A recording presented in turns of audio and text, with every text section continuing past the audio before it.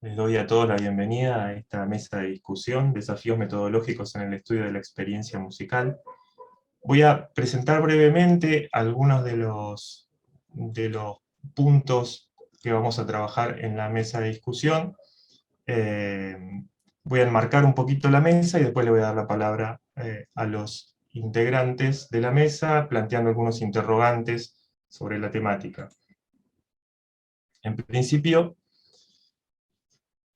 vamos a hablar de desafíos metodológicos, entonces por ahí es importante empezar hablando muy brevemente de una definición tradicional de la metodología de la investigación. Decimos que es la disciplina que se encarga de la creación, elaboración, sistematización y evaluación del conjunto técnico-procedimental del que dispone la ciencia para la producción de conocimiento científico.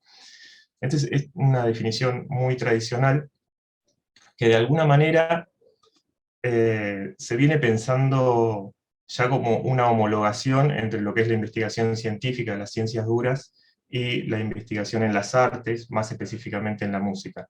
Esta homologación es como el primer gran problema que tenemos cuando tratamos de investigar la experiencia musical, ¿no? Tenemos esto de que en realidad la validación de los conocimientos y la significación tiene mucho que ver con la significación estadística de los resultados. Entonces esto nos genera un problema inicial que enmarca de alguna manera otros de los problemas que vamos teniendo. No es el único, pero sí es uno inicial.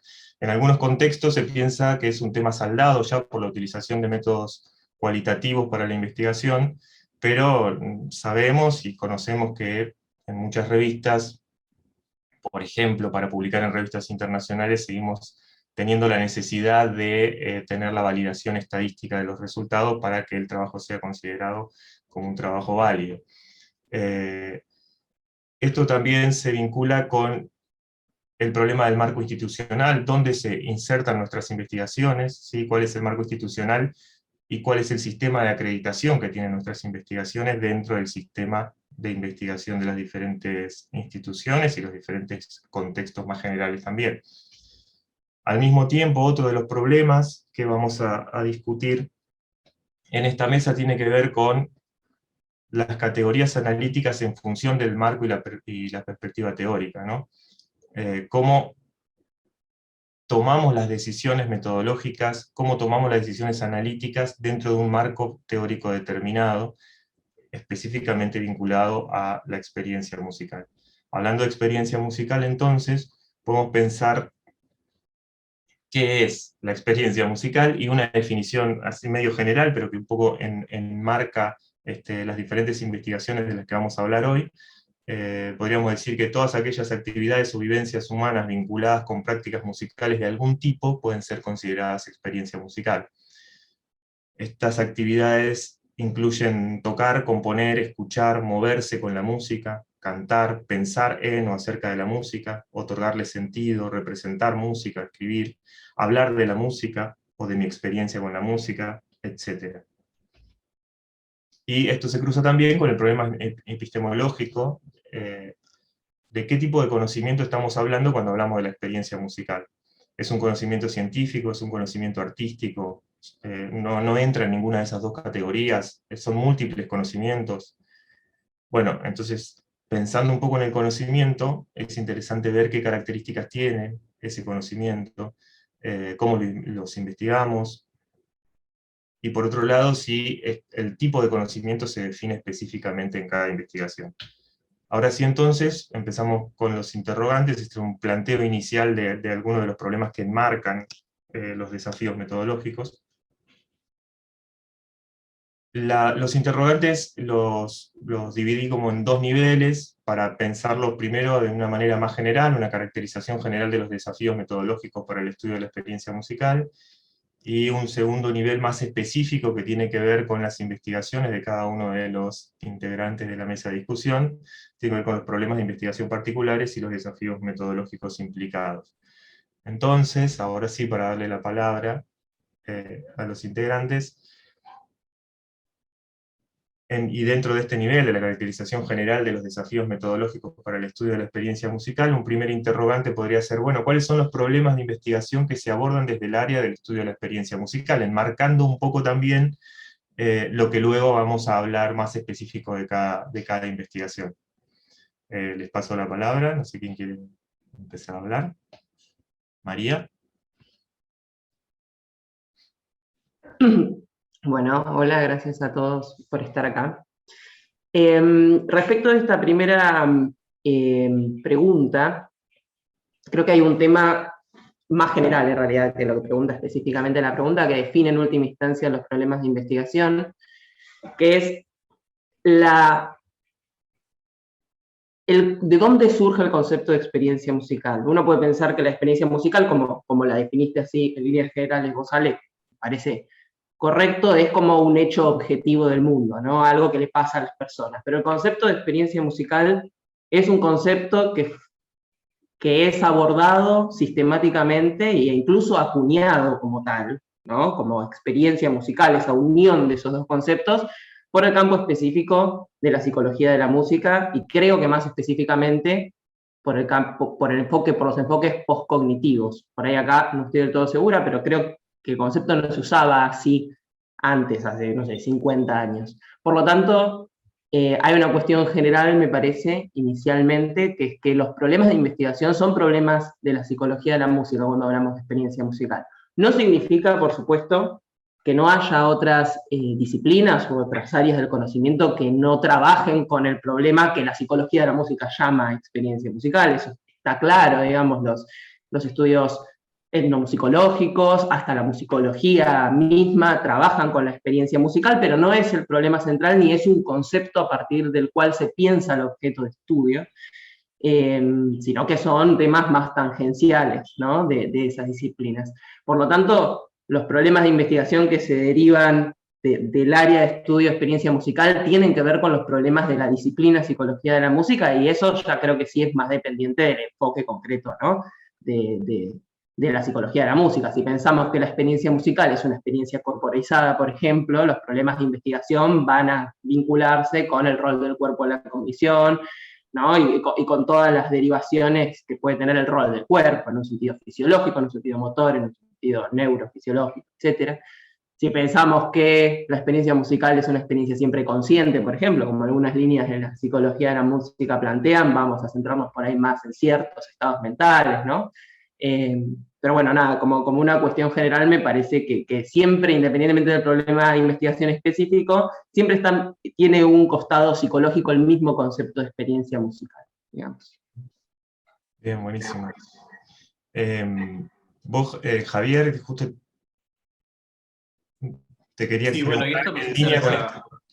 acerca a una perspectiva metodológica más cercana a las ciencias y a ciencias duras, ¿no? Porque si hablamos de investigación en música, también tenemos un abordaje que podría ser más artístico, más introspectivo. Pero al tener que validar, como ponías al principio de la presentación, con criterios de publicación y con determinados requisitos, bueno, esto inserta y conecta lo que es el estudio musical institucionalmente, con esta situación que a veces nos encontramos que, no sé, en el CONICET acá en Argentina no tenemos un área para la música, ¿no? ¿Cómo insertamos nuestras investigaciones ahí? Afortunadamente en la Universidad de La Plata sí tenemos ese marco para desarrollarlo, pero estamos como en un territorio en el borde, ¿no? Entre el arte y la ciencia, y la psicología, de alguna manera, la psicología de la música teje estos dos ámbitos. Sí, como vos decís, por suerte en la Universidad de La Plata lo tenemos el contexto, pero también es cierto que cuando tenemos que poner, por ejemplo, encargar en el SIGEVA nuestra información de la investigación, en general nos manejamos también con esas categorías que tienen que ver con las ciencias duras y con esas categorías de investigación que en realidad se corren un poquito de nuestra propia producción en investigación, y termina volviéndose a generar esta homologación, ¿no? Y en algunos casos aparecen unas nuevas ideas que tienen que ver con incluir la producción artística también en la experiencia de las investigaciones propias, pero ahí ya hay como que adecuar de alguna manera las categorías de la carga de información para que luego sea evaluada. Sí, Joaquín. No se te escucha, Joaquín. Es que tenía muteado el micrófono. Ahí está, ahora sí.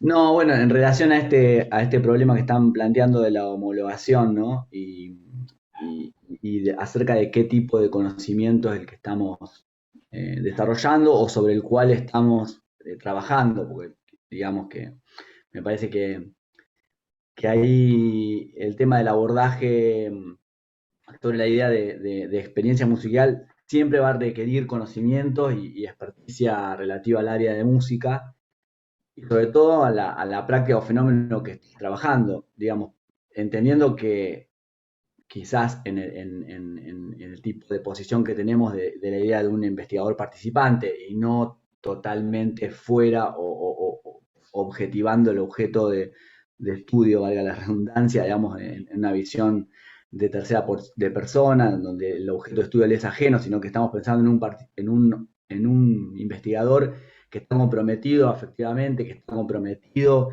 en términos de conocimiento con el objeto, digamos, pensando quizás en cómo se conforman nuestros equipos adentro del laboratorio. Por lo general vemos que muchos de los, o por quizás todos nosotros tenemos formación en música, o sea, y en arte, y que esa formación y que la experticia en diferentes áreas de lo musical hace que también nuestra investigación en términos científicos, más allá de la validación que tiene vinculada a las metodologías y métodos y herramientas rigurosas que utilizamos, también hay una validación desde el conocimiento y desde la expertise de cada uno en relación a la práctica musical y en relación a tener una formación adentro de un ámbito de las artes y de la música, ¿no? Nada, me parece que ahí estamos trabajando en una perspectiva de arte y ciencia, en donde el arte, la parte de arte y de conocimiento artístico también tiene un peso específico importante. Buenísimo. Yo pongo, sí, Matías, te iba a decir esto, nada más, perdón que me tome un tiempito. Pongo las tres preguntas vinculadas con este nivel, digamos, más de lo general, y vamos viendo, incluso podemos ir respondiendo las preguntas de manera vinculada. Sí, Matías.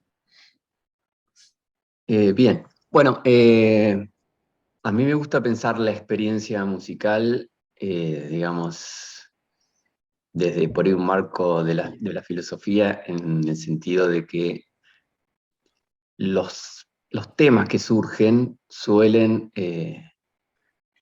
involucrar la dimensión subjetiva o intersubjetiva, que no se expresan generalizando en el sentido de concebir a algo por la regla, por la cantidad, la mayoría. No se busca definir, ¿cómo sería? Definir tan firmemente algo, sino que un problema puede ser abordado desde distintos enfoques, sería. En este caso, si se trata de los músicos o las músicas, sería ver cuál es la experiencia, más allá de todo el objetivo que está ocurriendo en ese momento, que hace que la persona le otorgue un significado a lo que se quiere estudiar, ¿no? Pasa siempre por una persona, o sea, en sí son todos los temas que tienen que ver con la subjetividad o la intersubjetividad, y podríamos decir que se opone a una cuestión más medible, objetiva, racional. Eso no quiere decir que no se puedan utilizar mediciones cuantitativas o que la racionalidad no entra, pero sí creo que tiene que ver con una cuestión más subjetiva del vínculo con la música. Bien, buenísimo, sí. Me quedé pensando un poco en esto que decías, y vamos a ahondar un poco también en estrategias más específicas por ahí que tienen que ver con cómo se vinculan estas cuestiones más cuantitativas con las cualitativas en relación con investigaciones específicas de la experiencia musical. Javier. Sí, bueno, exactamente eso quería comentar, ¿no? La decisión de metodologías cuantitativas y cualitativas y cómo, bueno, en particular, ¿no? Que yo me estoy focalizando en el movimiento, en el análisis del movimiento durante la experiencia musical, de distintas, pues seguro que vamos a mencionar más en particular, pero hay una necesidad del multimétodo, ¿no? No nos podemos, o sea, a lo largo de los años que venimos trabajando en distintas propuestas metodológicas, todo nos está conduciendo a estar abordando ambas perspectivas, la cuantitativa y la cualitativa, para poder empezar a tejer una red de conocimiento entre los dos abordajes. Mari. Sí, mi comentario iba por ese lado, Javi, también, pensando como en la relación entre las dos primeras preguntas, ¿no? Donde en realidad la necesidad de multimétodo surge del planteo propio de los enfoques postcognitivistas, de que la experiencia musical tiene una complejidad enorme y un poco no hacerle asco a esa complejidad metodológicamente y meter las manos en la masa, lo cual implica tener en cuenta desde enfoques postcognitivistas, ¿no?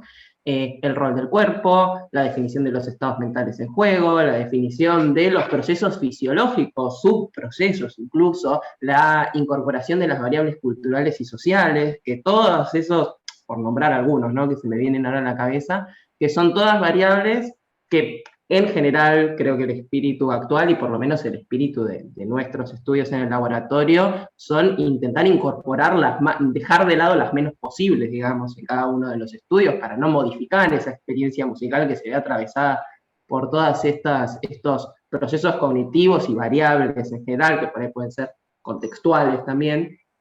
El abordaje de cada una de esas dimensiones necesita del multimétodo, porque un estado mental no podemos medirlo con el cuerpo necesariamente, ¿no? Un movimiento no podemos abordarlo a través de una entrevista o a través de una medición neuro, entonces la necesidad de multimétodo tiene mucho que ver con la definición de la experiencia musical que trae el postcognitivismo en estos últimos años.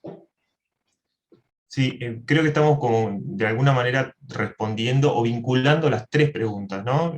La segunda tenía que ver con qué problemas metodológicos generales conlleva la investigación de la experiencia musical, y la tercera justamente qué métodos o estrategias se utilizan en el desarrollo de esa investigación en el área, y bueno, hablando un poco de la experiencia musical en general, de los problemas metodológicos que trae consigo y de qué estrategias utilizamos, me parece interesante cómo están de alguna manera vinculando esas tres preguntas para focalizarse en esa estrategia investigativa multimétodo, ¿no? Joaquín, ¿ibas a decir algo? No, bueno, como continuando con esta idea, digo, de entendiendo que la experiencia musical es multidimensional, digamos, y que hay diferentes dimensiones que podemos abordar, o sea, las dimensiones corporales, las dimensiones mentales, las dimensiones afectivas, emocionales, las dimensiones interactivas, o sea, las sociales, e incluso las culturales, pero digamos, las dejo un cachito de lado para pensar también que uno cuando aborda un objeto de estudio que tiene tantas facetas para ser estudiadas, quizás en distintos momentos de su recorrido en la investigación va como focalizando o va profundizando en algunas de ellas y quizás dejando de lado algunas otras, o en algunos casos los estudios o investigaciones que hacemos contienen esta multiplicidad de métodos, digamos, y la idea de hacer una triangulación entre los diferentes tipos de datos, entre los diferentes tipos de resultados, y eso lleva también a un momento posterior en los cuales establecemos vínculos, ¿no?, entre las diferentes dimensiones de la experiencia, Y creo que ahí a mí se me ocurría un problema metodológico que creo que no tenemos resuelto, que no entiendo que esté totalmente resuelto, que es de qué manera, o sea, vinculamos esas diferentes dimensiones y cómo hacemos interpretaciones, o en qué momento hacemos las interpretaciones a partir de los resultados del análisis de cada dimensión, ¿no? Porque, digamos, el multimétodo supone también que existen diferentes, múltiples resultados, digamos, ¿no? O sea, hacemos un análisis cuantitativo y eso nos da lugar a ciertos resultados que tienen como cierta validez propia de la herramienta que hemos utilizado. Hacemos un análisis cualitativo, por ejemplo, no sé, utilizando una metodología como la comparación constante o la teoría fundamentada, y eso tiene una validez propia también de dicho método, pero luego está el momento en el cual nosotros establecemos vínculos entre esos resultados, y creo que ahí se genera un problema, porque ¿cuál es la unidad de análisis en la que podemos analizar las diferentes dimensiones de la experiencia de manera global, ¿no? O las vinculaciones entre esas diferentes dimensiones de la experiencia? Ahí me parece que hay un problema en concreto, digamos, más del carácter de la metodología general que puede apuntarse, digamos, para estas tres preguntas, ¿no? Y ni hablar de qué es lo que esperamos o qué es lo que buscamos, cuál es nuestro propósito a partir de esas interpretaciones, o sea, si estamos en la búsqueda de una definición más universalista de la experiencia musical, o si estamos apuntando a la caracterización de un fenómeno particular y de sus aspectos concretos que lo distinguen de otros tipos de fenómenos. Y ahí es donde es como la tercera parte, donde la segunda pregunta que me hago es qué lugar ocupa la cultura o las culturas musicales o los diferentes modos en los cuales se manifiesta la experiencia para la definición de la idea de experiencia musical, ¿no? Buenísimo. Sí, me quedé pensando en esto que decís, Joaquín, y en la idea esta de pensarlo como multimétodo, ¿no? Que también trae aparejada una discusión en sí mismo pensarlo como multimétodo, porque cuando nosotros decimos multimétodo estamos pensando en la utilización de diferentes métodos, justamente, de varios métodos para investigar un mismo fenómeno. Sin embargo, muchas veces la investigación requiere más que la utilización de métodos construidos, ¿no? Requiere la adecuación de métodos, requiere la utilización de estrategias que ni siquiera conforman un método completo. Pero me gustaría que esto lo abordemos más específicamente en las investigaciones, así podemos también hablar un poquito de los ejemplos, ustedes pueden poner ejemplos en el desarrollo de sus propias investigaciones. Entonces paso a la siguiente diapositiva, que tiene que ver justamente con este otro nivel más específico, los problemas de investigación particulares y los desafíos metodológicos. Desde el comienzo, la primera pregunta sería, ¿qué desafíos metodológicos se plantean a partir de sus propios problemas de investigación? Así como un poco más general, pensando en el tema, me gustaría que, para también comentarle a la audiencia, cuando vamos a empezar a hablar de estos desafíos, comenten un poquito cuál es el tema de investigación que están desarrollando y de qué van a hablar. No sé quién quiere empezar.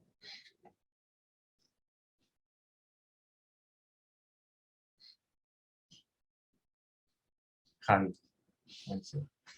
Bueno, mucho. Yo tengo dos líneas de trabajo que estoy profundizando siempre alrededor del movimiento, ¿no? Y alrededor del análisis del movimiento y su vinculación con la música.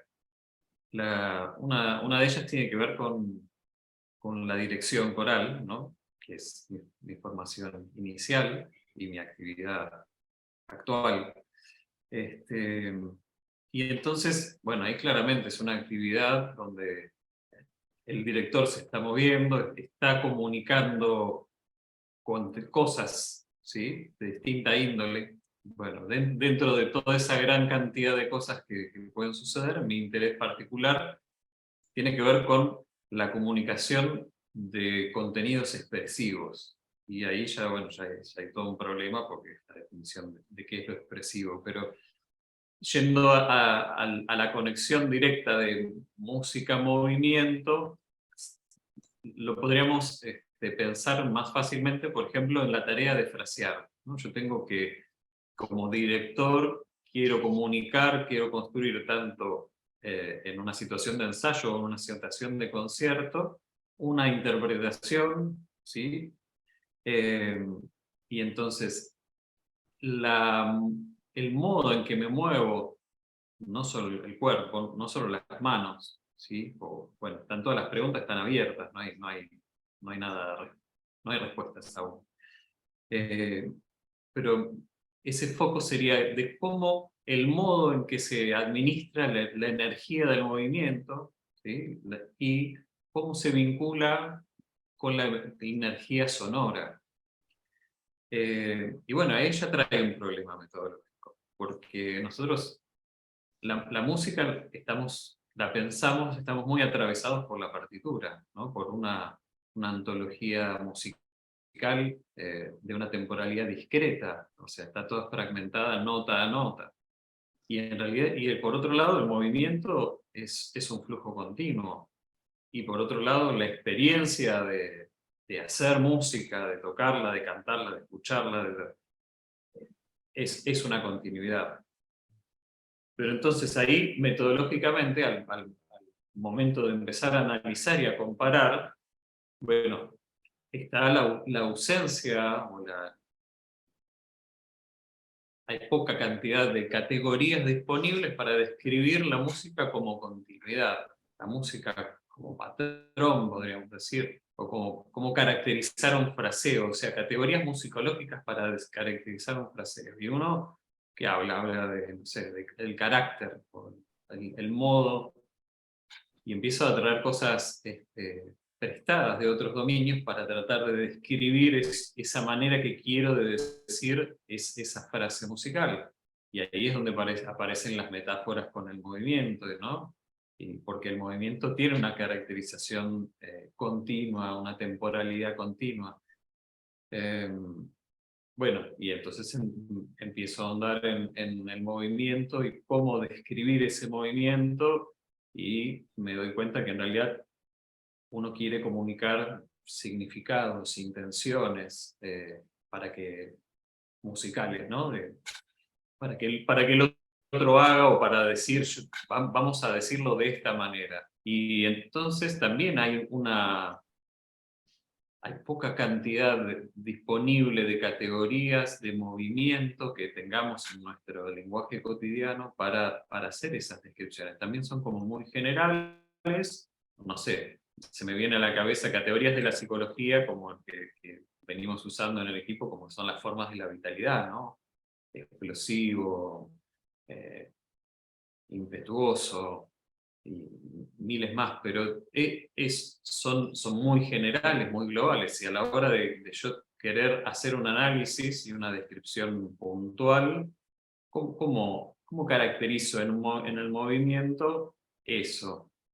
Pero a su vez, ¿no? se siguen cruzando los problemas porque, bueno, utilizamos la tecnología de captura de movimiento del mockup. Y ahí nos encontramos con un montón de números y somos felices porque vamos a poder responder a las ciencias duras y hacer un montón de cuentas, pero resulta que esos números están muy lejanos de una categoría como impetuoso, de un movimiento impetuoso. ¿Puedes explicar un poquito lo que es el mockup? El mockup es un sistema de cámaras infrarrojas que filman las personas haciendo acciones reales, o sea, podemos filmar a un director dirigiendo el coro, podemos filmar a músicos de jazz improvisando, que son cosas que venimos haciendo. Que se usa mucho en cine para hacer animación, ¿no? Esa información visual la podemos acceder queda grabada en la computadora, y en vez de ser un video son puntos que están guardando la información de las 3 dimensiones en el espacio, y entonces a partir de ahí yo puedo calcular un montón de descripciones del movimiento, pero obvio, las primeras que aparecen son muy básicas y están alejadas de los significados musicales. No sé, describo un cambio de posición, describo la velocidad, describo la aceleración, pero lo que vamos encontrando es que esas descripciones son muy difíciles de conectar con las categorías de la experiencia, o las categorías de esta vitalidad de la música, ¿no? Entonces yo veo claramente, pues todos vemos una vitalidad en el movimiento, vemos una vitalidad en el sonido, pero a la hora de analizarlo, empezamos a encontrar una ausencia de categorías. Y bueno, el avance va en esa dirección, de encontrar categoría puente, le llamé en algún momento, como que las categorías de movimiento no sean tan básicas, ¿no?, de descripción de la señal física del movimiento, sino que vayan más en la dirección de describir el patrón, ¿no? Y ahí nos hicimos amigos de Laban, que aporta, por ejemplo, categorías como direccionalidad, fluidez, expansividad, cosas que ya tienen, en la categoría misma está incluida la temporalidad, la direccionalidad no sucede en un instante, no es una nota sola, sino es una serie de notas, es una serie de eventos, sucede en un periodo de tiempo. Y entonces, bueno, ahí conecto con lo que dije al principio, este problema de lo discreto que tenemos, las categorías discretas para pensar la música, y las categorías continuas de una ontología de una música, una temporalidad continua, que está en el movimiento y también está en la música, pero hacer esos puentes, encontramos que hay agujeros que tenemos que ir conectando para poder desarrollar las metodologías. ¿Mari? Sí, levanté la mano porque lo que yo tengo para decir, lo que yo considero el desafío metodológico más grande al que me enfrenté hasta ahora, hace un poco un contrapunto o una contracara de lo que dice Javi ante un problema metodológico diferente, ¿no? Yo hasta ahora lo que me concentré, lo que fue mi tesis de doctorado, es en el estudio de la fiesta de música electrónica, como dijo hoy Alejandro, la experiencia sobre todo enfocada en el público, y una de las dimensiones una de las 3 dimensiones que yo tomé para analizar de la experiencia fue el baile, ¿no?, desde una perspectiva corporizada. Por lo tanto, me llevó, por supuesto, al análisis del movimiento.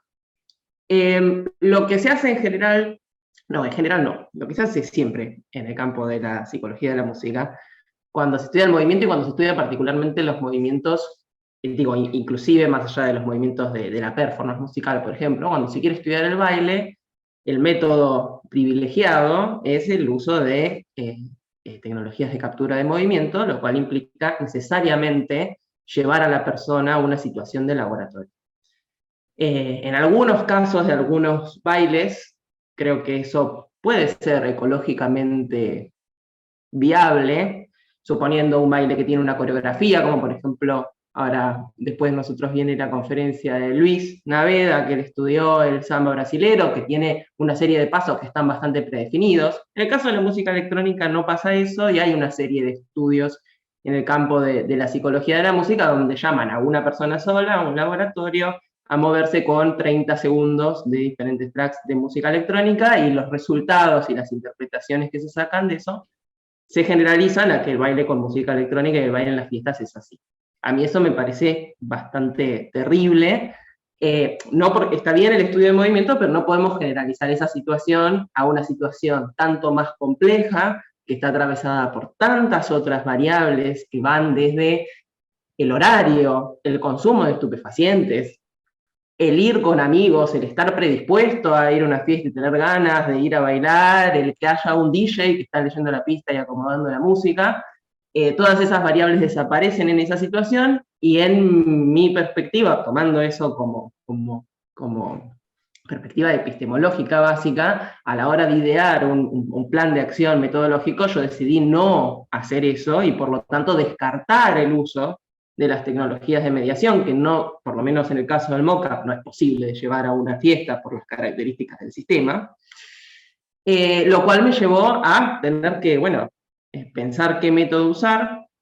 Lo que terminé haciendo es hacer un registro visual de la fiesta y hacer un microanálisis audiovisual del registro, lo cual tiene un montón de problemas, pero de dificultades, por lo time consuming que es hacer un microanálisis de esas características, y específicamente porque lo que me encontré con las características del baile con música electrónica es que las categorías que yo estaba induciendo eran temporalmente muy pequeñas, cosa que por ahí es idóneo para analizar con los análisis de datos continuos temporales, pero que yo no tenía.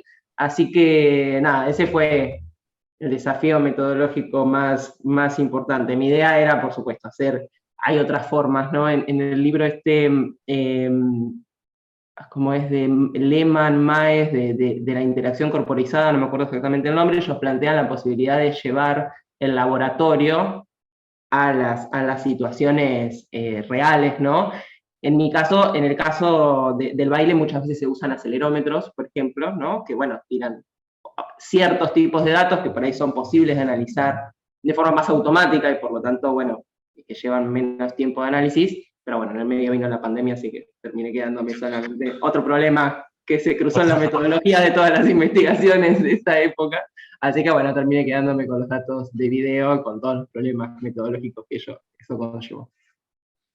Un poquito esto que decís también se vincula con esta segunda pregunta, ahora te doy la palabra, Joaquín, pero ¿qué métodos utilizan para sus investigaciones, métodos, estrategias, y cuáles son los criterios que se ponen en juego? Vos recién mencionabas un criterio que tiene que ver con la ecología, ¿no?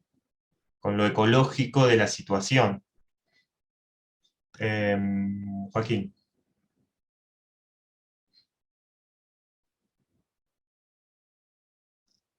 Otra vez el... No, es que estoy tratando de resguardar el silencio, entonces siempre muteo. No, bueno, también continuando un poco con esta idea porque el problema es, ¿qué hacemos? O llevamos el laboratorio a la calle, o llevamos el fenómeno al laboratorio, digamos, el objeto de estudio al laboratorio, tratando de conservar algo de su ecología, ¿no? O la mayor cantidad de aspectos relativos a ese fenómeno, ¿no?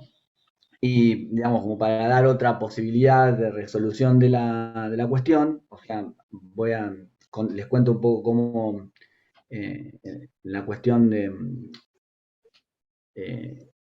la continuación, digamos, de los estudios que fui haciendo sobre improvisación, o sea, mi tesis doctoral es sobre improvisación, hace varios años que estoy con ese tema, sobre improvisación musical, en la mayoría de los casos improvisación de jazz.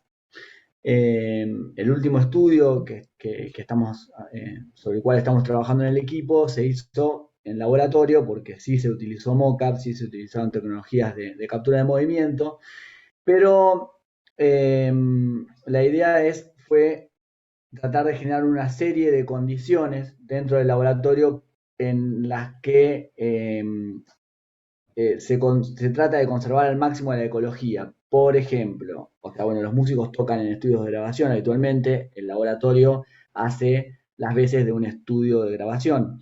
Los músicos tocan habitualmente sobre bases grabadas, entonces en este caso hay dos músicos que están tocando en dúo sobre una base grabada, ¿no? Que es una práctica habitual para ellos. O sea, tocan un tema del repertorio estándar que ellos conocen. Por ejemplo, en el caso del último estudio que hicimos es Watermelon Man de Herbie Hancock, que es un tema muy utilizado en las jam sessions. Van alternando turnos, ¿no? A modo de conversación musical, que es una práctica propia del estilo. Incluso los investigadores que están haciendo parte de observadores adentro del estudio también generan una situación de público en la cual finaliza lo que han tocado y aplaudimos. Las consignas que se les piden tienen o se resultan de interés para los músicos o promueven improvisaciones que son creativas, o sea, ellos mismos empiezan a preguntar acerca de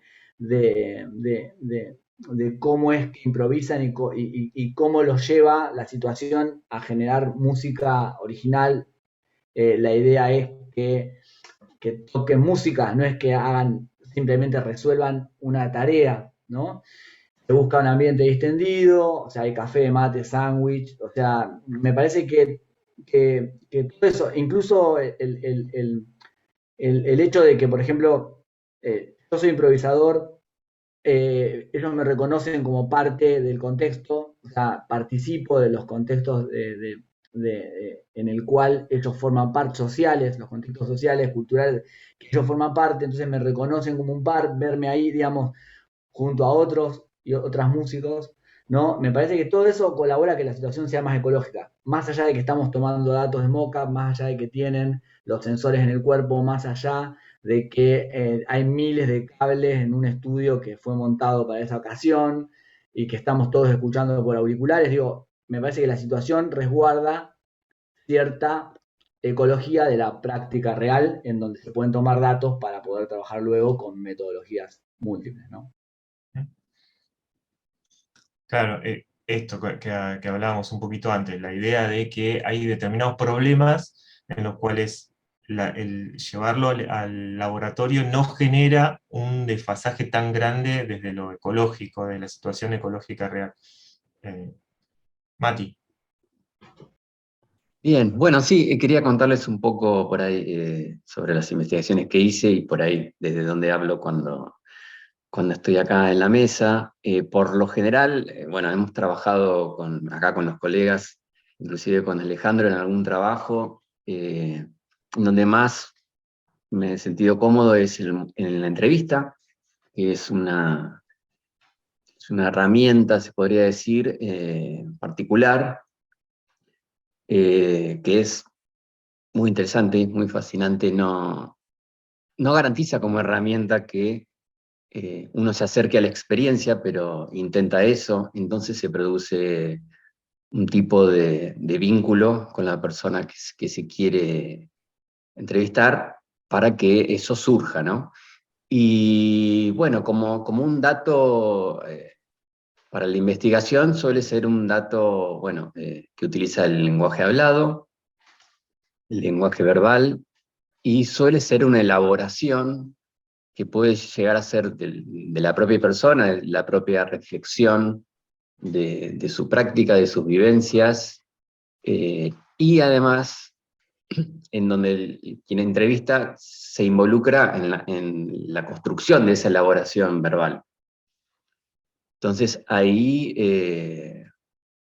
es como que en la construcción del dato el investigador participa activamente, ya sea porque tiene que repreguntar para entender, etcétera, y bueno, hay que lograr, uno no puede meterse en la persona, pero de alguna manera lo que se debe intentar es eso, ¿no? Cómo uno se acerca a lo que el otro piensa, trata de entenderlo en ese corto tiempo sin introducir su propia experiencia o solo en el caso de que sea necesario.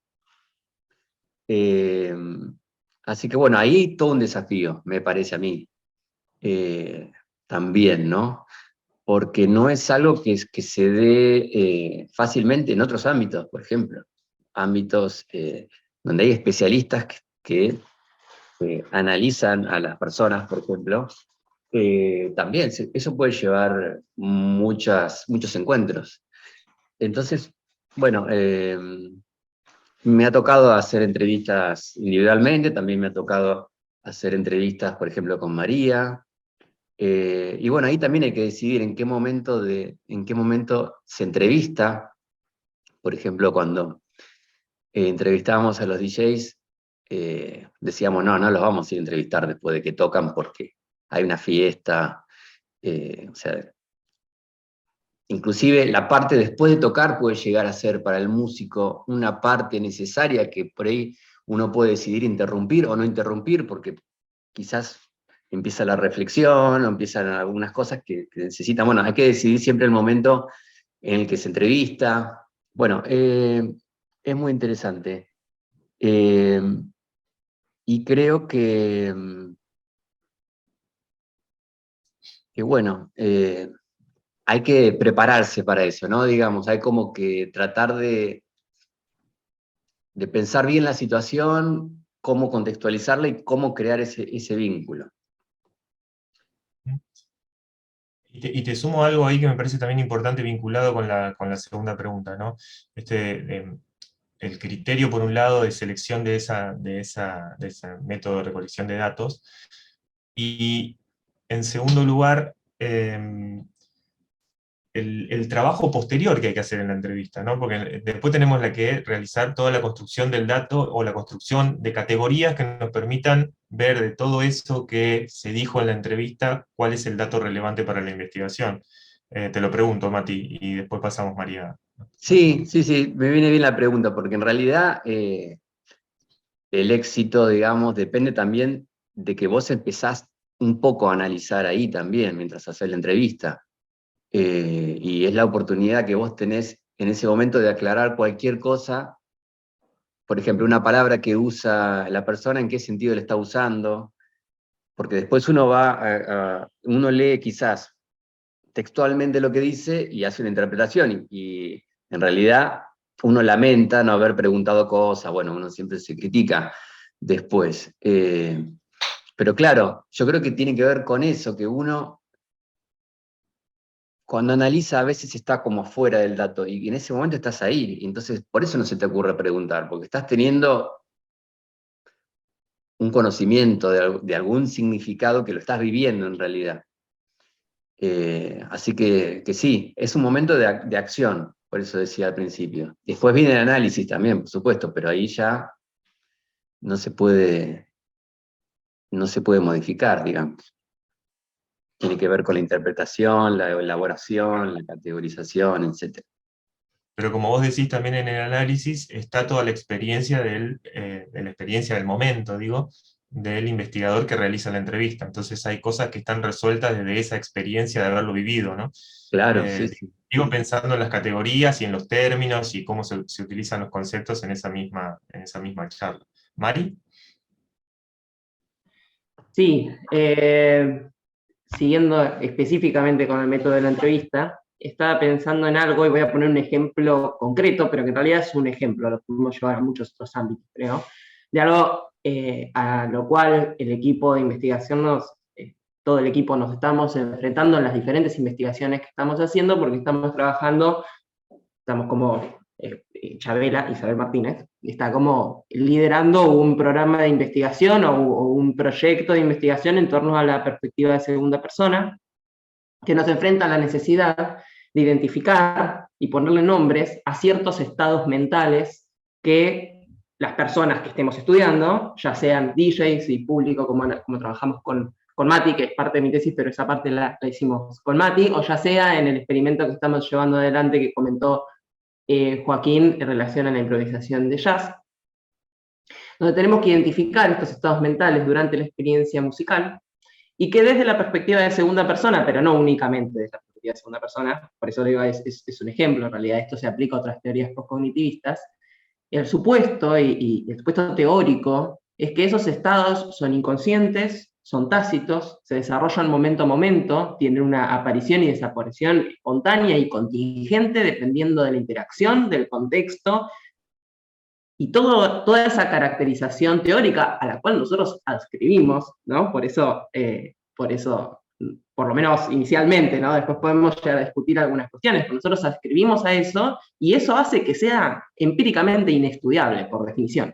Entonces, claro, ese es un problema enorme metodológico. Después podemos discutir hasta qué punto, ¿no? Es realmente empíricamente imposible de grasp, de asir, digamos, pero en principio hay una dificultad enorme, y en algún punto el criterio por el cual nosotros elegimos sistemáticamente, por lo menos hasta el momento, en todos los estudios, porque también estudios sobre tango y otros estudios sobre música de cámara, que acá no están participando, pero en todos usamos la entrevista, no como único método, ¿no? Pero para identificar estos estados, simplemente porque es el mejor que encontramos, pero somos totalmente conscientes y nos rompemos la cabeza pensando en formas alternativas, que hasta ahora no se nos ocurrieron, y creo que no se le ocurrió a nadie en ningún lugar del mundo, de asir estos estados mentales. Digo, desde otras perspectivas uno puede pensar, si uno adscribe a una teoría neurofisiológica de los estados mentales, eso habilita, por ejemplo, otro tipo de estudios. En el caso de esta teoría, no necesariamente es así, o un estudio neurofisiológico no permitiría describir íntegramente el estado, y por lo tanto tendríamos que tener otra fuente más de datos, que caemos nuevamente, la entrevista es como la mejor, pero no es un criterio, o sea, la elegimos porque es la mejor, no porque es la idónea, digamos. Bueno, nada, eso. Sí, también me quedo pensando en esto que decís,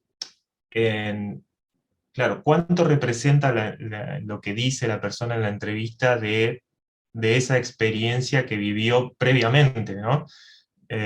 También es como importante pensar un poco en esa relación de lo que se vive en tiempo real, que eso es lo que vos llamás inestudiable, o que es tan difícil de tomar, de agarrar, y lo que después puede reconstruir a partir de lo que habla con otra persona, ¿no? Claro, y perdón, hago un aporte mínimo antes de que pasen los demás. Por eso en el caso del experimento de jazz, el fuerte o el objetivo no estuvo puesto en buscar un método alternativo, porque no se les ocurrió, sino buscar la forma de mejorar lo más posible la entrevista y las condiciones que seguramente ahora van a describir los chicos, para que de alguna forma esos estados puedan recuperarse de la forma más fiel posible. Obviamente, bueno, nunca podemos estar de todo seguros cuán fiel es, pero bueno, hay un intento de mejorar el dispositivo, que es el mejor que tenemos, para poder acceder más fielmente a estos estados.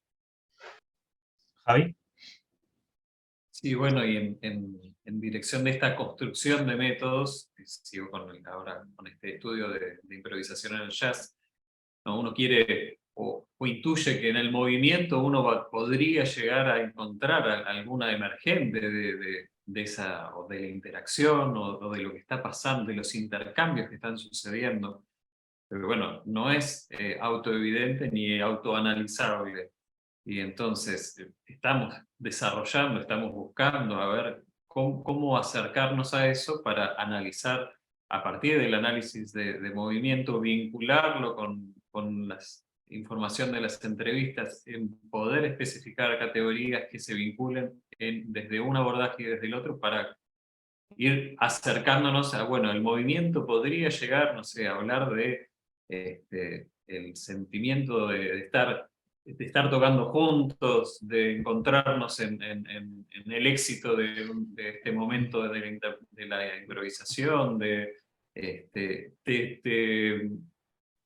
puedo influenciar lo que yo estoy tocando, de alguna manera influenció lo que vos decidiste tocar después o no. Bueno, son todas preguntas que nos hacemos, que nos encantaría responder, pero bueno, por ejemplo, particularmente en el movimiento, nosotros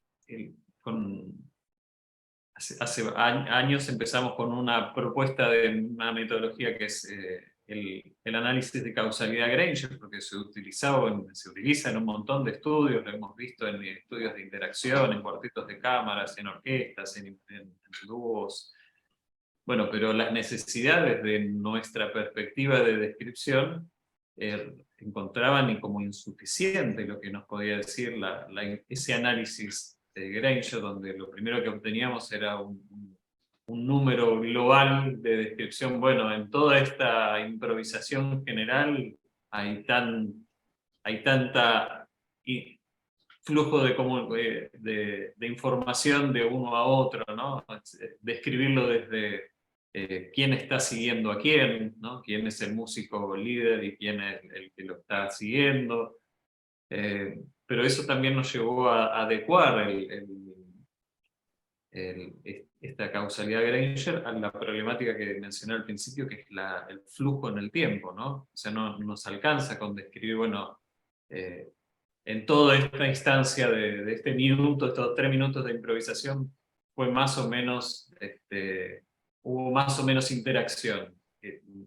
Necesitamos ir más al momento a momento, ¿no? Y entonces ahí, bueno, empezamos a adaptar el Granger para lograr analizar ese momento a momento.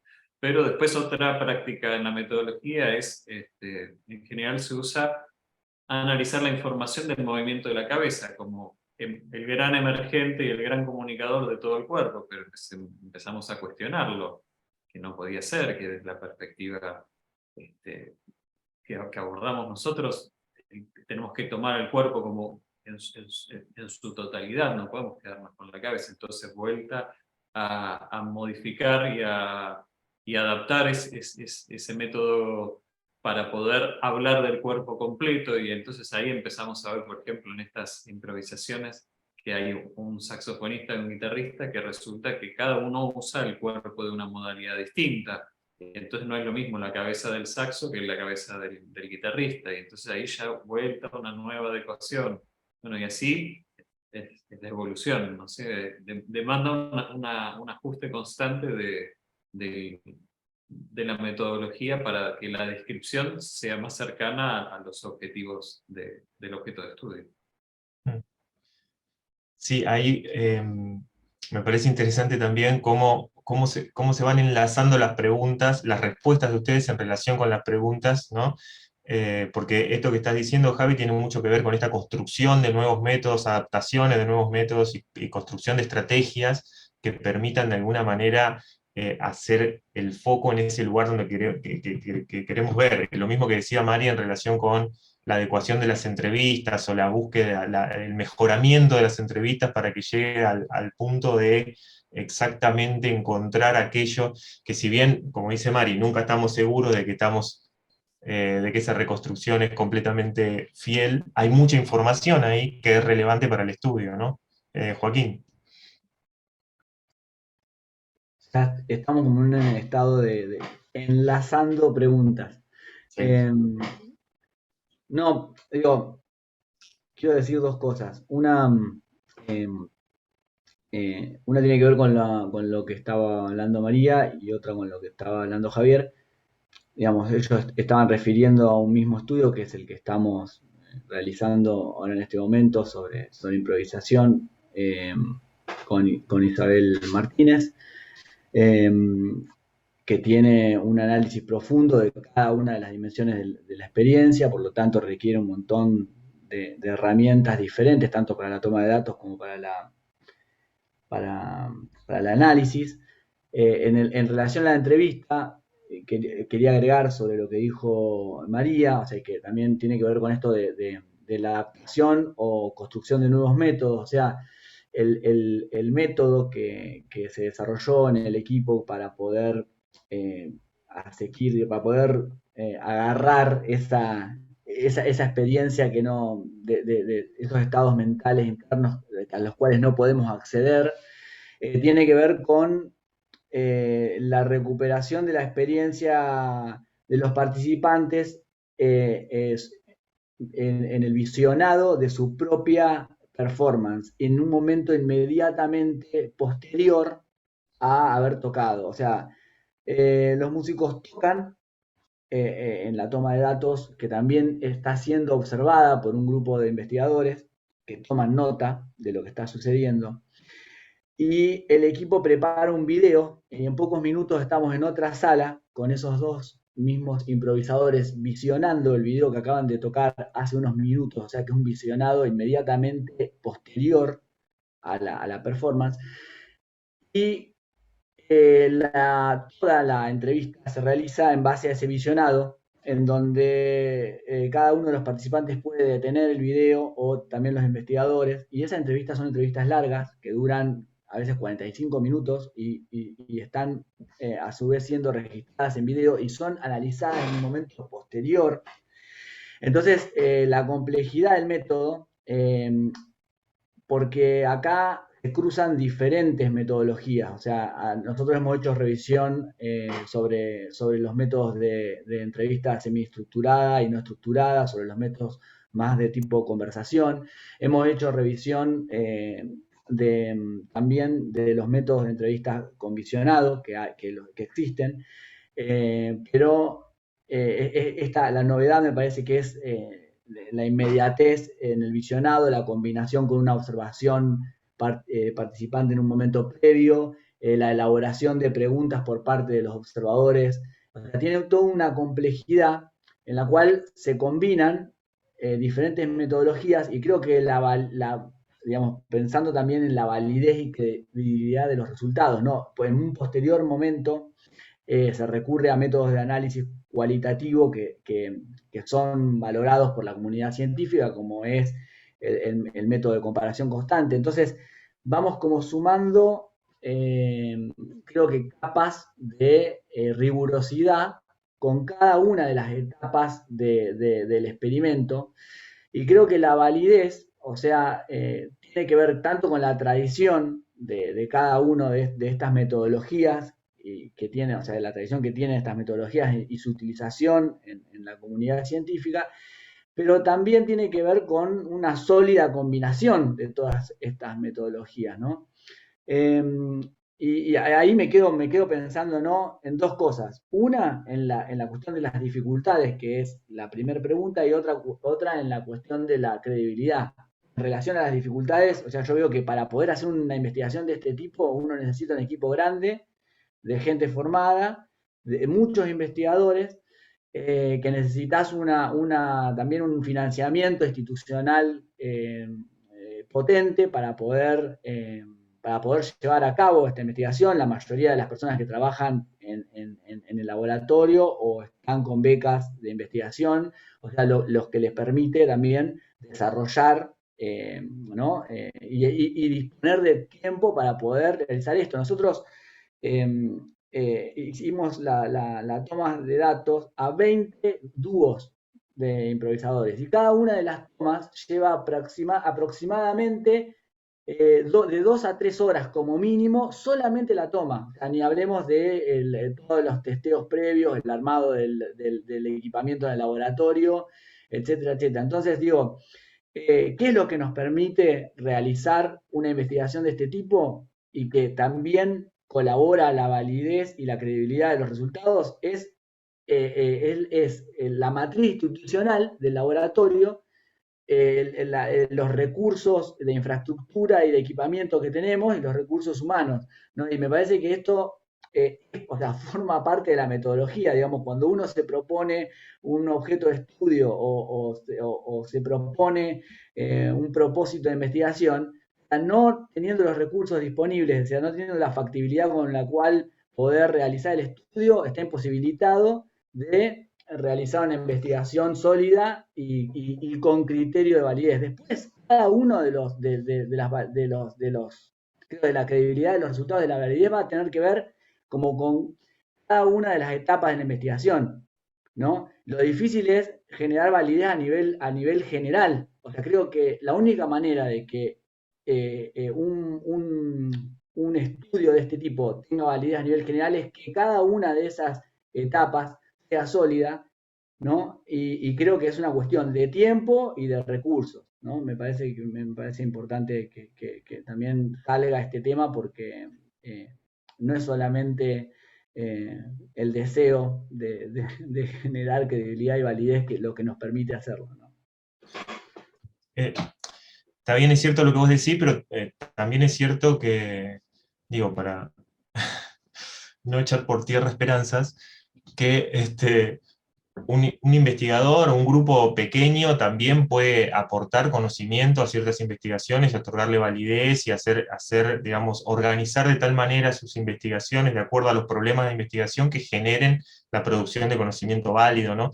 No es la única manera, con grupos tan grandes y tan afianzados, que sin duda es, digamos, un contexto como mucho más propicio.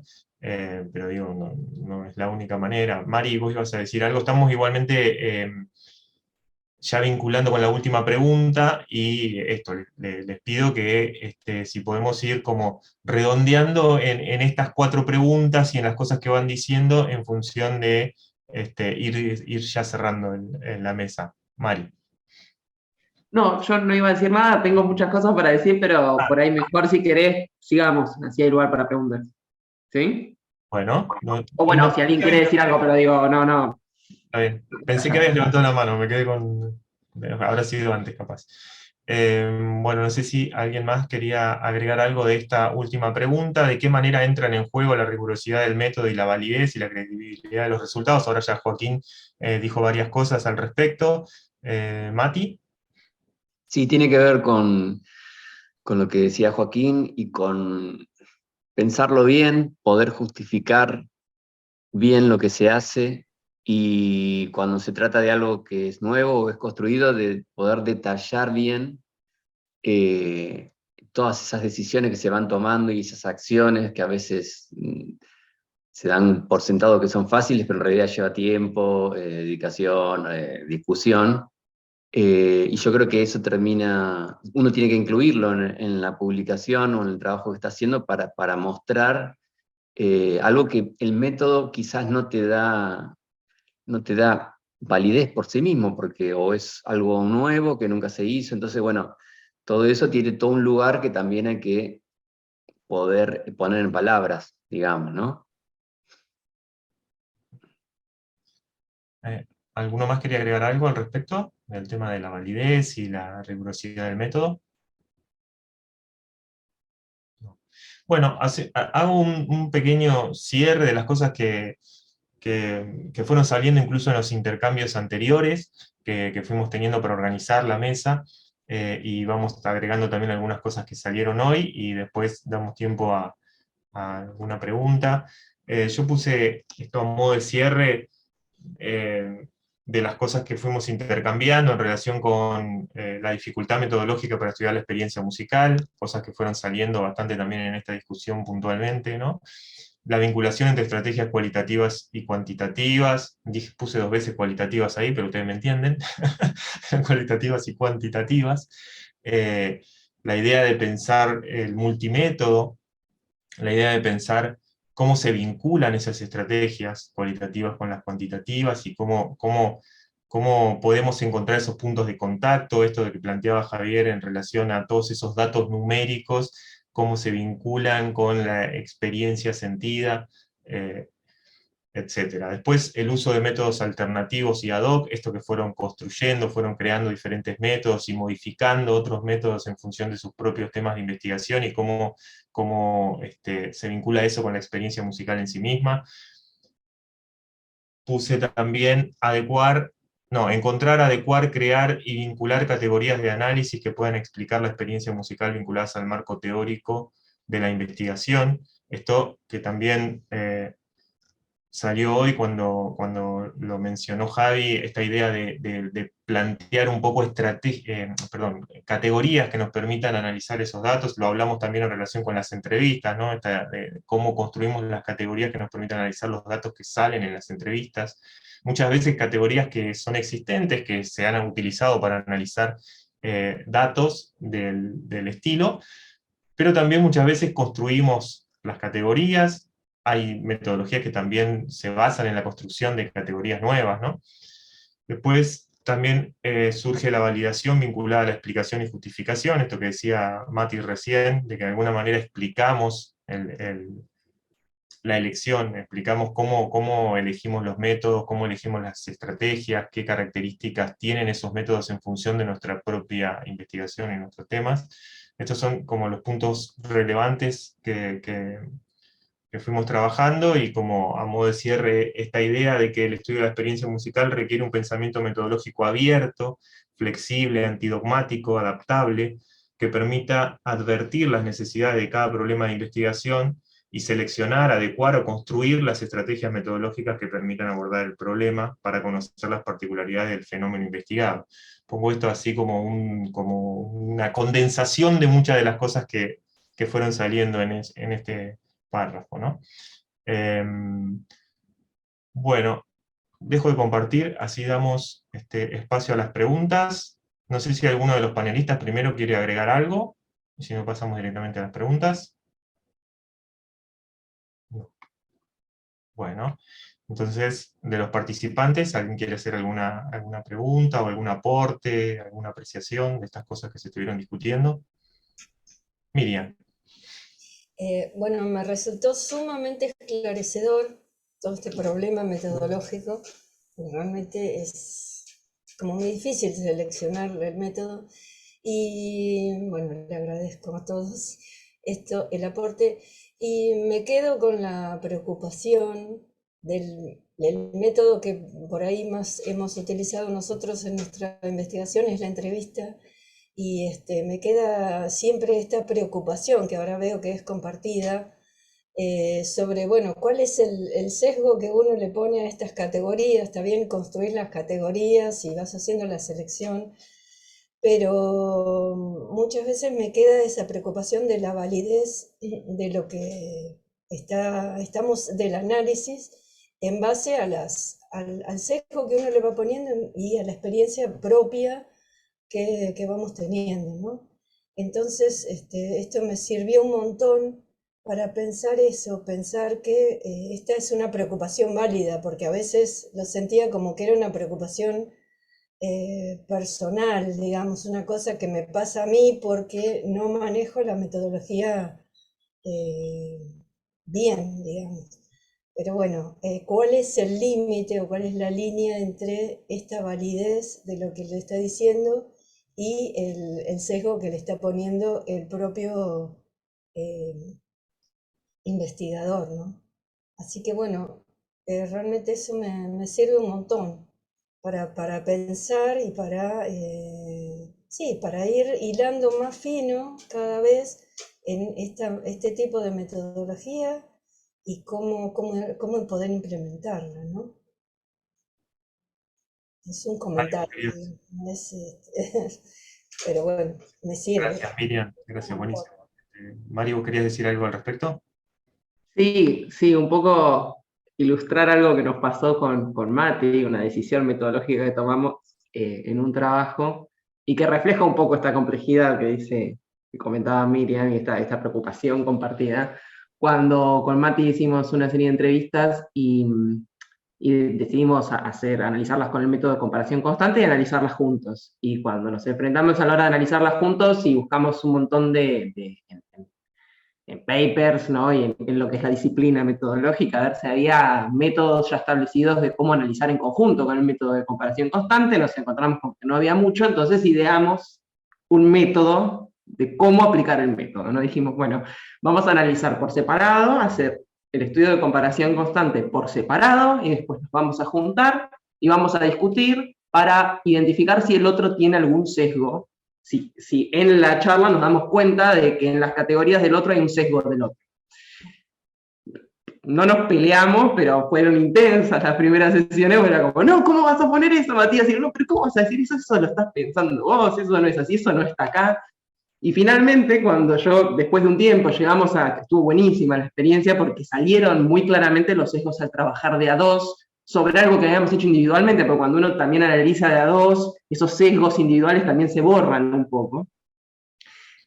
Y después de un tiempo, de unos cuantos meses, cuando yo retomé esos análisis para usarlos para mi tesis, vi que había un sesgo que se nos pasó, creo que esto te lo había comentado, Mati, no sé si por ahí te estás enterando ahora, que es que nosotros estábamos haciendo ese análisis con el objetivo de identificar estos estados mentales que decía hoy, entre otras cuestiones vinculadas a la perspectiva de segunda persona. Y nosotros habíamos intentado que no se nos colara el sesgo de la segunda persona, del conocimiento teórico, pero cuando fui a ver las categorías a las que llegamos del análisis eran las categorías de la segunda persona. Digo, con todos los cuidados que nosotros tuvimos, finalmente el sesgo teórico se nos coló de una forma, seguramente estaba un poco ahí en las entrevistas, pero bueno, evidentemente algo de nosotros pusimos, sí, ese es un problema, creo yo, de la metodología cualitativa en sí, y obviamente cuantas más personas participen en el análisis, creo que más fácil es identificar los sesgos, pero bueno, lleva tanto tiempo analizar que también hay un límite de la cantidad de personas que pueden estar tanto tiempo involucradas en el análisis de una entrevista, ¿no? Así que bueno, sí, Miriam, comparto completamente el espíritu y el sentir ese problema, que sí, nosotros lo tenemos, sí. Sí, ahí yo me quedo un poco pensando también si surjan las categorías del marco teórico que están desde el cual lo miran el problema, ¿es un sesgo del investigador o es justamente la aplicación de un marco? Porque, a ver, quiero decir, puede ser que surjan otras categorías, pero el marco de alguna manera está habilitando una mirada particular del problema y una mirada particular de lo que dijo el otro. Entonces, en esa mirada, las categorías, si surgen categorías que están vinculadas al marco, o sea, no sé si es tanto un sesgo, o sea, es el sesgo teórico, pero el sesgo teórico que forma parte de la investigación y de la subjetividad del investigador.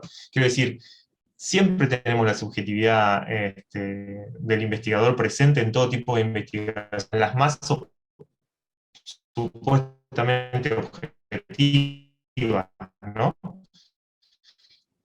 Pero me quedo pensando si en realidad la investigación que tenga que ver con el marco. Lo tiro así, a ver si alguien quiere comentar algo al respecto. Joaquín. No, originalmente, si estamos hablando de la teoría fundamentada, o sea, originalmente la metodología está pensada para la construcción de teorías. O sea, se supone que no debería haber categorías previas y que las categorías deberían ser emergentes del fenómeno analizado y que uno llegaría a construir una teoría que es aplicable a dicho fenómeno. Pero en general, todo ese recorrido en la revisión que tenemos de estudios en los cuales se aplica el análisis cualitativo, no se da casi nunca. O sea, bueno, busquemos uno, vamos a tener pocos, digamos, casos donde efectivamente se aplica la metodología de manera completa y acabada. Entonces, en ese sentido, digo, por ahí me parece que lo rico es cuando además de las categorías que ya tenemos previamente, empiezan a aparecer otras que nos permiten caracterizar el fenómeno de manera más detallada, ¿no? Entonces, en ese sentido, sí, no es que evitamos digamos, la categorización que puede surgir de los marcos teóricos en los cuales estamos encuadrando la investigación, sino que también aparecen nuevas categorías y que esas categorías nuevas me parece que son las que ayudan o enriquecen o aportan algo desde este tipo de análisis, ¿no? ¿Alguna otra pregunta? Sí. Guadalupe. Sí, no sé si pregunta, bueno, primero lo felicito, clarísimo todo lo que dijeron, y no veo más otro enfoque que no sea el multi enfoque que están teniendo. Más allá que sea difícil hacer esas categorías o esas experiencias personales, si con el visionario inmediato o de la misma persona o de ustedes, si hay observables de la acción que la persona no registró y que sigue sin registrar aún después de verse en sus procedimientos, o si esos observables de la acción de todos modos les complementan a ustedes toda la información que captan en las entrevistas.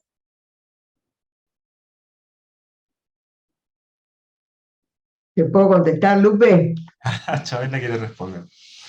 Chabela. La meta entrevista, porque se llama meta entrevista la que hicimos, me enteré gracias a una de las conferencistas en esta conferencia, es a María Casas, que dijo que había hecho meta entrevistas y cuando muestra el video, dije, ay, lo mismo que hicimos nosotros.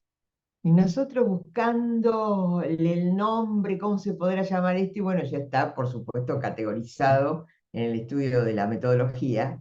La realización de la entrevista con visionado de los participantes se llama meta-entrevista, porque ellos hablan acerca de ellos al verse haciendo ellos la actividad.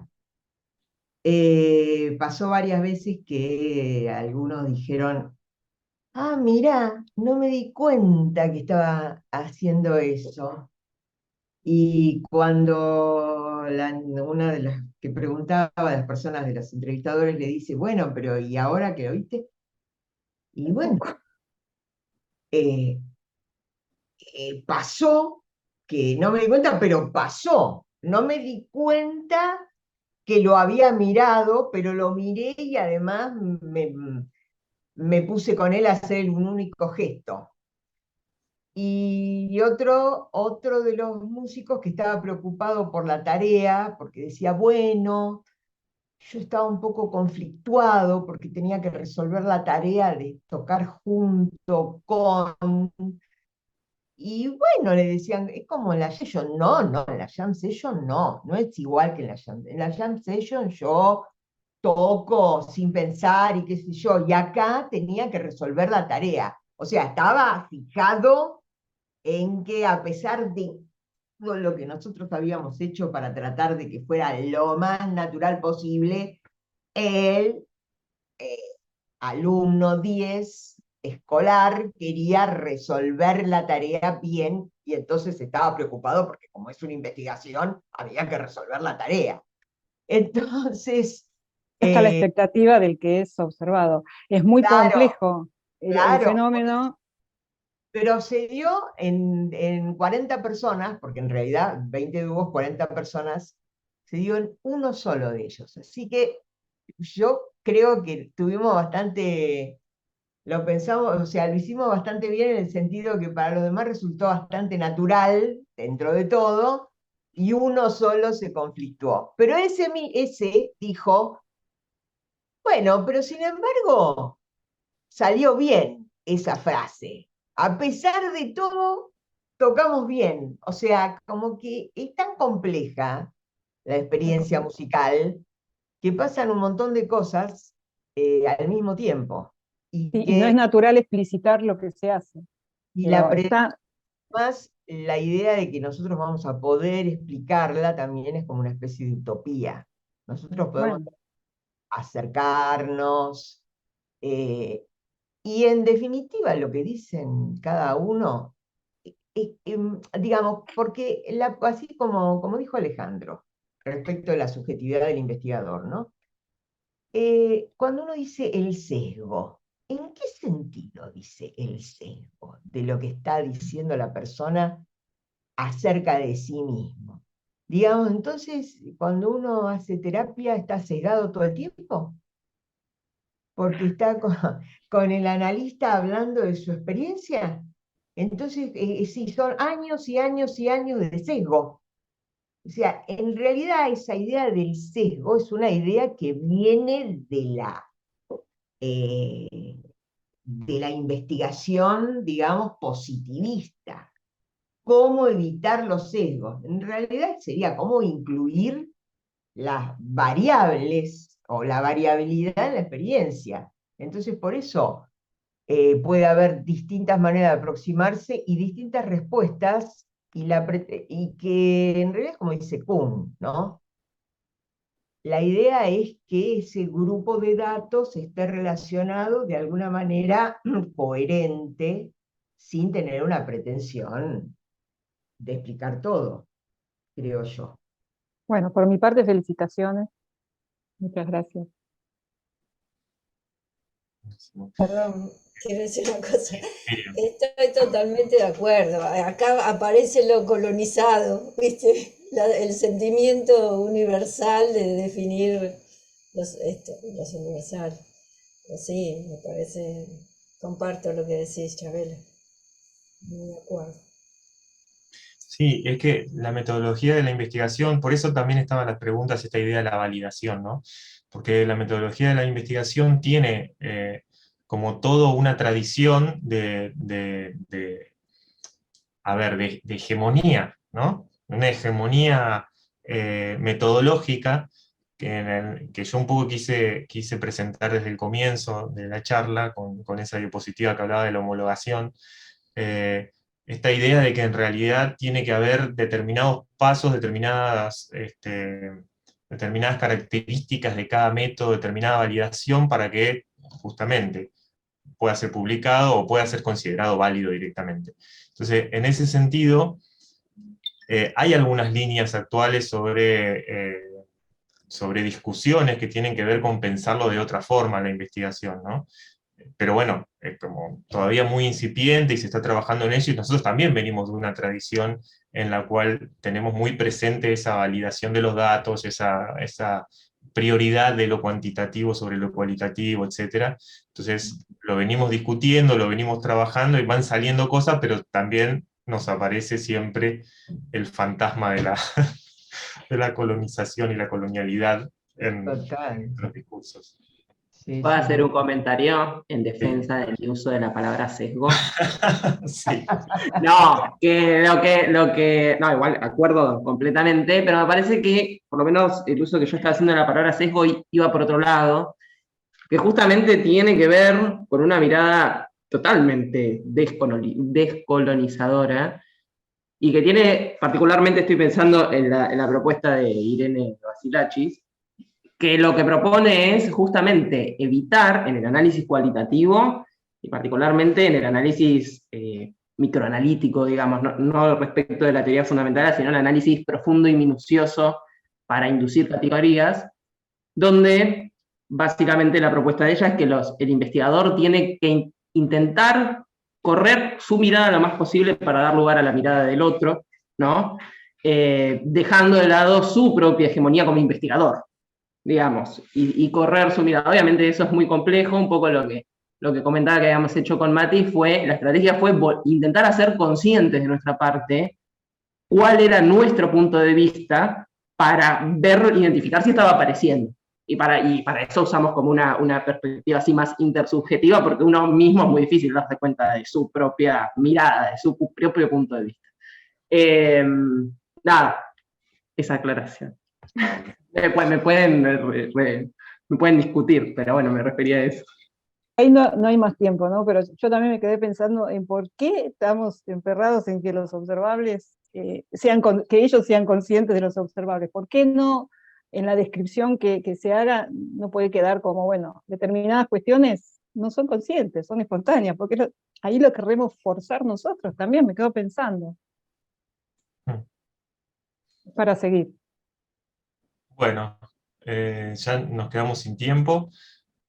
Les agradezco mucho, principalmente a todos los panelistas por haber participado, por haber comentado. Me parece que fue muy claro todo lo que comentaron, y muy interesante conocer así como más desde la cocina de la metodología, digamos, de las investigaciones que vienen desarrollando. Muchas veces en las comunicaciones de los congresos uno no termina de entender bien toda la parte metodológica porque falta la explicación más de la cocina, que obviamente porque no se puede, ¿no? Pero es interesante en este sentido escucharlos hablar de esta manera, de cómo fueron construyendo, cómo fueron modificando, cómo fueron pensando las decisiones metodológicas, así que les agradezco y los felicito, y les agradezco también a todos los participantes y a las preguntas y a las discusiones que se dieron posteriormente.